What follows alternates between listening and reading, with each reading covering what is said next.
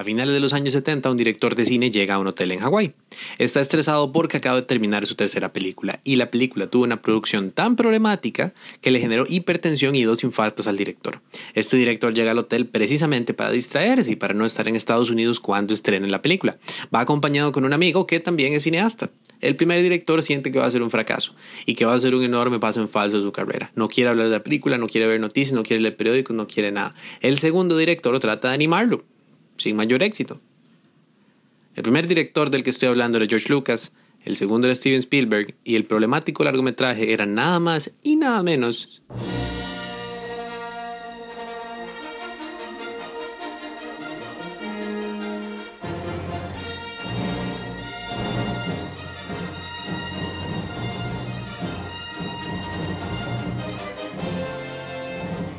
Desde la perspectiva que la gente tenía tanto del cine como de la ciencia ficción a finales de los 70, era fácil pensar que algo como Star Wars podía haber sido un fracaso. Es más, el cine de los años 70, tanto hollywoodense como mundial, es un caso de estudio muy interesante, ya que tiene una mezcla de trabajos de autor, así como de cine experimental, y también es la década en la que se empezó a usar el término de blockbuster ininterrumpidamente hasta el día de hoy.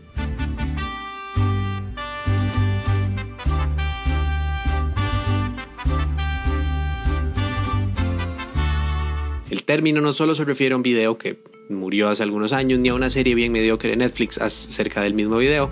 Es un término que se usa mucho al hablar de películas que costaron mucho dinero en hacerse y que generan mucho dinero en taquilla. Hay varias teorías que se comparten del origen del término blockbuster. La primera refiriéndose a una práctica que se tenía en los inicios del cine llamada block booking o agendar en bloque. Esto era cuando los estudios eran en gran parte dueños de los cines y podían agendar muchas de sus películas en bloque para poder llenar la mayor cantidad de salas posibles. O sea, cuando una película era muy exitosa, lo que lograba era romper el bloque o blockbusting, como se traduciría en inglés coloquial. Otra teoría del origen del término es que los cines anunciaban el éxito de una película con imágenes de las filas que se hacían para ir a verla, y como en inglés a una cuadra de calle se le conoce como a block, hacía referencia a que una película muy exitosa era un blockbuster porque rompía la cuadra con sus largas filas. Pero, extrañamente, la teoría más aceptada es que el término hace referencia a la bomba blockbuster, una bomba usada por la Fuerza Aérea Real Británica durante la Segunda Guerra Mundial. La misma era capaz de destruir una cuadra entera de calle con una sola detonación. Esta es la más aceptada porque es la única que tiene pruebas, específicamente la película Bombardier de 1943 de la productora RKO. La misma fue un éxito moderado para la época, tuvo 2 nominaciones a los Oscars de 1944, pero fue anunciada como la blockbuster de todas las películas de guerra. Eso quiere decir que los gringos dijeron: hey, ¿qué término usamos para referirnos a nuestras películas exitosas? Ya sé, uno que tengan que ver con armas. Porque, de ahí, ustedes saben. En fin, a finales de los 70 teníamos depresión económica, una inflación del carajo y hasta crisis energética. Hollywood no se había visto exento a la época y sus películas lo reflejaban. Era la época del nuevo Hollywood.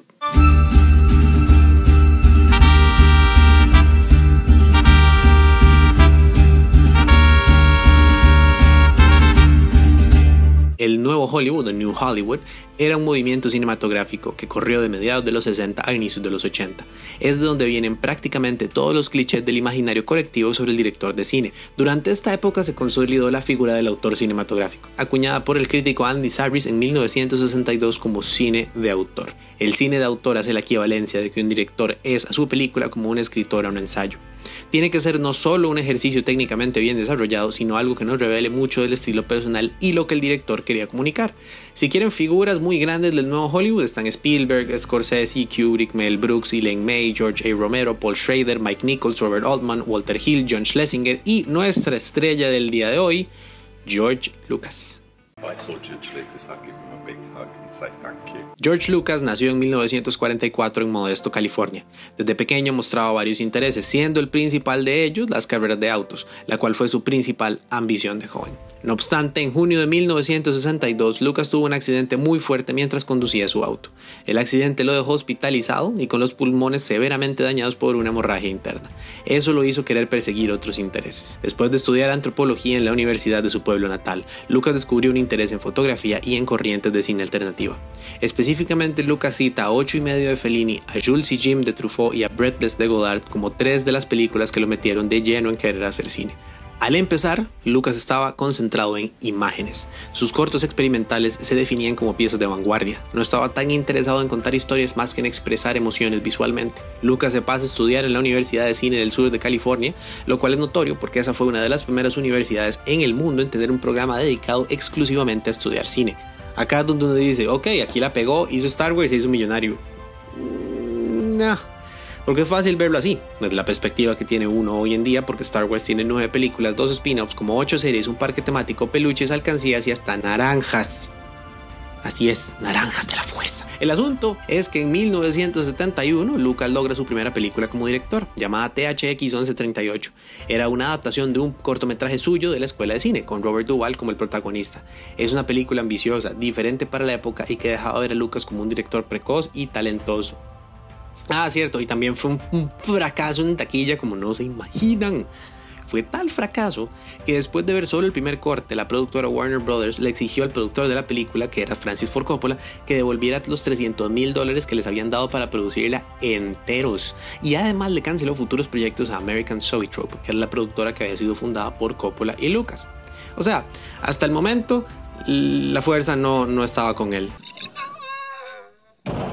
Poco tiempo después, a manera de reto, Coppola le dijo a Lucas que no podía escribir una comedia simple. Lucas le tomó el reto y escribió American Graffiti, la cual se convertiría en su segundo largometraje y en una de las películas monetariamente más exitosas de los años 70. La película trata acerca de las vidas de varios adolescentes californianos durante una noche de 1962, año en el que Lucas tuvo su terrible accidente.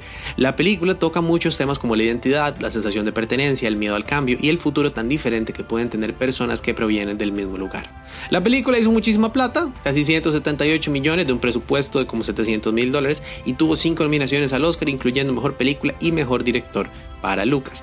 Fue ahí cuando Lucas decidió hacer su proyecto soñado, una épica que tenía cierto tiempo de estar desarrollando. Originalmente titulada The Guardian of the Whills, la trama era una épica espacial que cubría miles de años de guerras intergalácticas y de los Whills, entes mágicos que eran custodios de la fuerza. Después del éxito de American Graffiti, ahí sí, uno podría pensar que todos los estudios hicieron fila para financiarle su siguiente película, pero no. George Lucas fue rechazado por absolutamente todos los estudios principales, las majors como se le conocen, excepto por uno, y ni siquiera por un estudio, por una persona. We had a meeting and George said, well, I've been thinking about this thing called Star Wars and told me about it. And I said, that sounds terrific.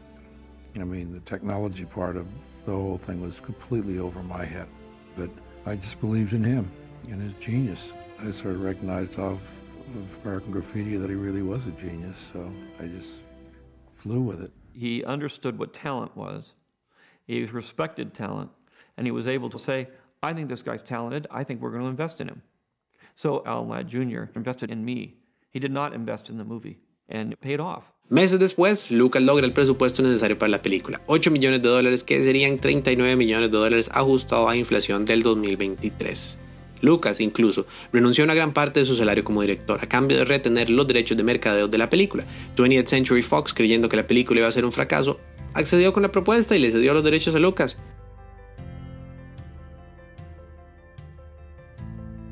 Al centrarse en el guión que quería para su película, Lucas tuvo varias influencias particularmente grandes a nivel de estructura y de tono. En una película, el tono establece cómo se va a contar la historia y usualmente define el tipo de secuencias y actuaciones que vamos a ver en el metraje. Un ejemplo perfecto de cómo establecer el tono de una película es con la escena inicial. Los arranques de las diferentes películas de 007 establecen no solo el tipo de aventura que vamos a ver, sino el estilo del personaje. Otro ejemplo muy bueno de cómo establecer tono es Inception, en donde vemos uno de los primeros viajes al interior de la mente que nos presentan este universo, a sus personajes y cómo interactúan con ellos. El tono de Star Wars es muy basado en dos cosas: los seriales de ciencia ficción de los años 30, específicamente Flash Gordon, y las películas de Akira Kurosawa, específicamente la épica de 1958 llamada La Fortaleza Escondida. En La Fortaleza Escondida vemos la batalla entre dos clanes, la cual es contada desde la perspectiva de dos personajes de baja estatura social que se reúnen con un viejo general para salvar a una princesa de un malvado villano.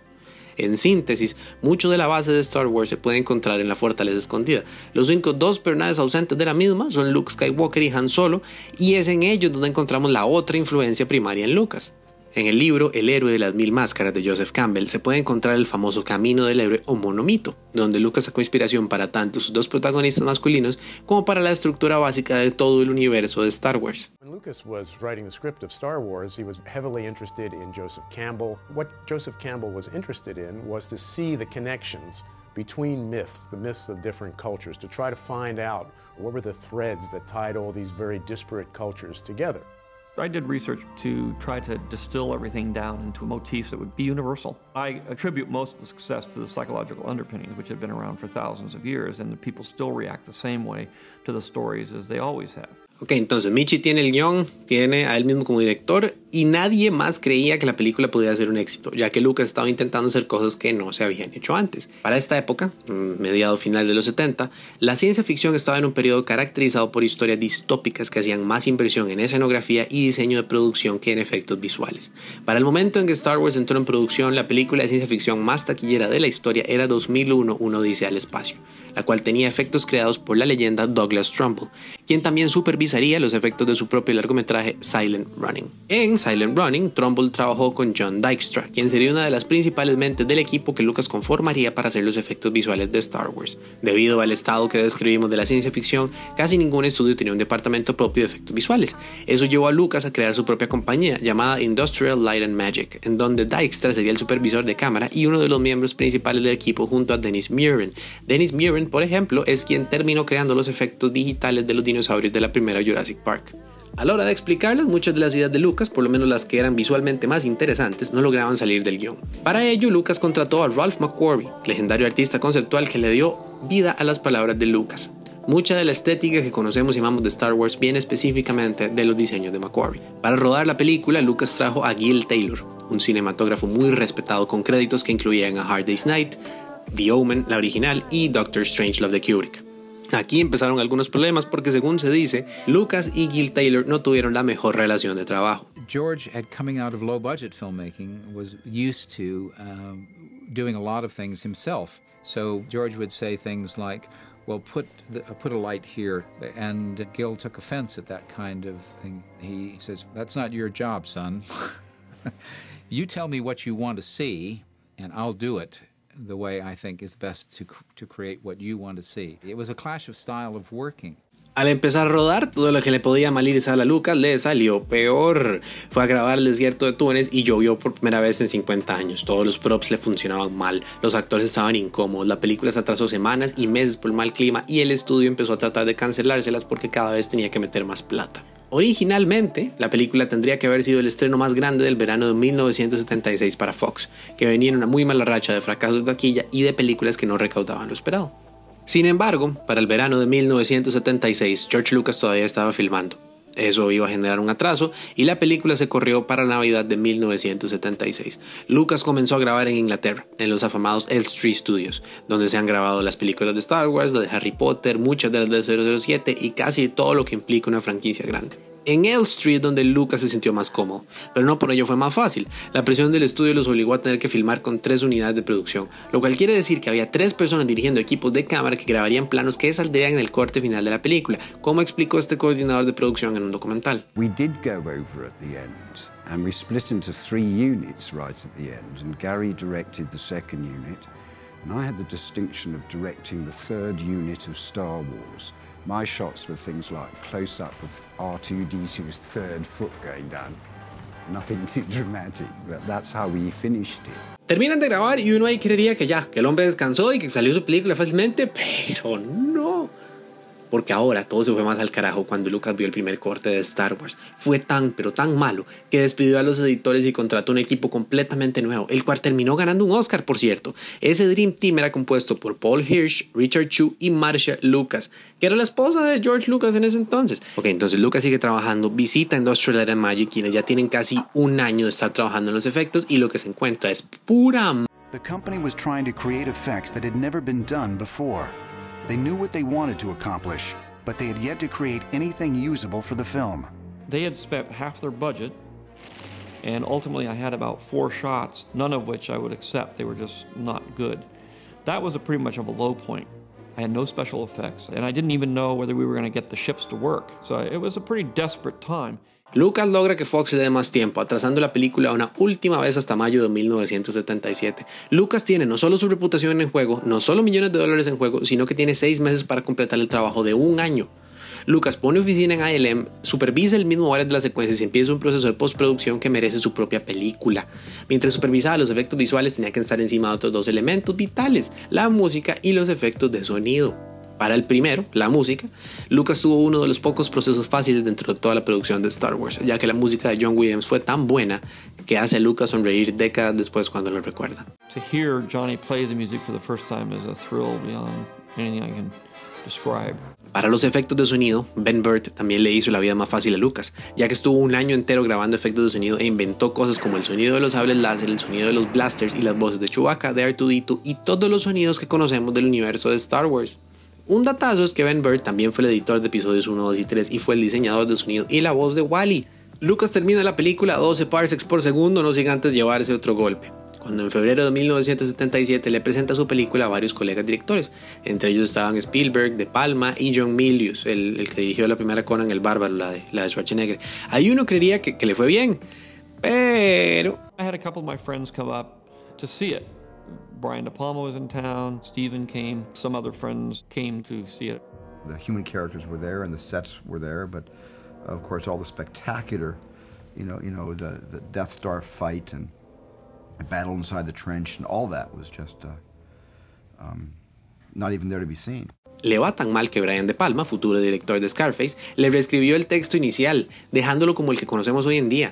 Lucas siguió editando, supervisando los efectos especiales y tratando de mantener la compostura, pero por ningún lado le estaba yendo bien. Para ese momento, la película pasó de costar 8 millones a costar 11 millones de dólares. Lucas tenía más de un año de atrasos y la paciencia del estudio estaba cerca de terminarse. Incluso días antes de terminar la postproducción, Lucas sufrió un infarto y fue diagnosticado con hipertensión. Pero contra todo pronóstico, la terminó.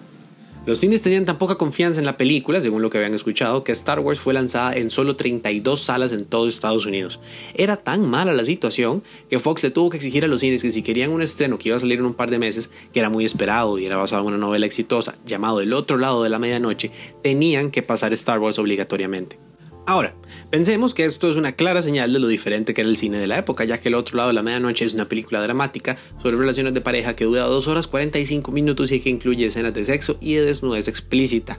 Star Wars tenía tan mala fama por adelantado que la única manera de lograr estrenarla era haciendo que otra película, una que en teoría tenía más posibilidades de ser taquillera, la llevara como su hermana menor. Pero llegó el día. Llegó el 25 de mayo de 1977 y... We released, I think, 37 theaters initially and broke 36 house records. I was completely shocked. You got an amazing response. I used to drive by and look at the lines and think, what? I mean, it was the first sort of blockbuster. Star Wars fue la película más taquillera de todos los tiempos hasta 1982, cuando E.T. le quitó el trono.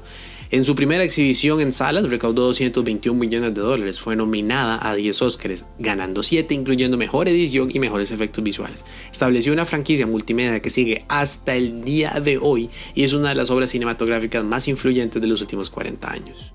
Ah, y por cierto, retomando la historia del inicio, cuando Lucas estaba en Hawái con Spielberg le dijo que quería hacer una película de 007. Lucas le dijo que desde su perspectiva sería más interesante contar una historia de un 007 sin todo su hardware y le tiró una idea, la cual terminó siendo...